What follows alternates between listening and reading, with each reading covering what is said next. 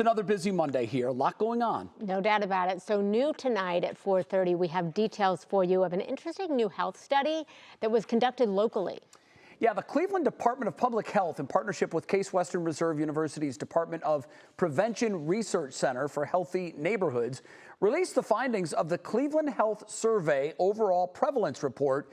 And to be perfectly honest, the results are eye-popping. Yeah, it shows that residents faced higher unmet basic needs, which likely led to poorer health outcomes.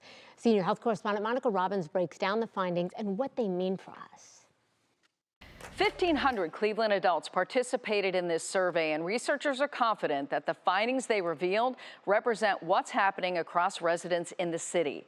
When asked about their general health, more than 20% reported they had 14 or more days of poor physical health, compared to just under 14% for the state and nation. But only 16.4% indicated their health impacted their usual activities, lower compared to the state and nation. When it comes to chronic conditions, the numbers are far more concerning. Clevelanders have higher rates of diabetes, high blood pressure, and cholesterol, all of which can lead to higher rates of heart disease.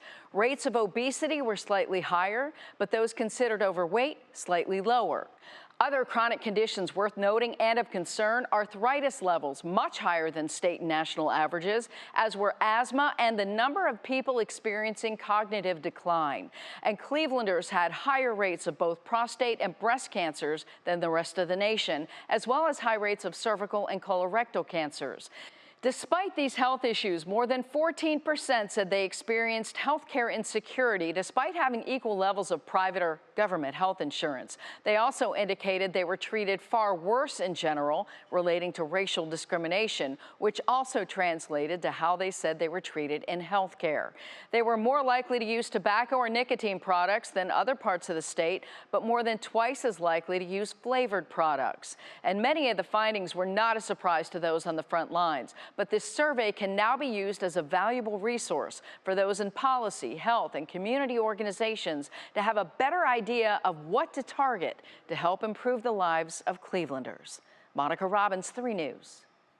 Well, coming up at 5, Cleveland ranks when it comes to mental health compared with the rest of Ohio and the rest of the nation as well.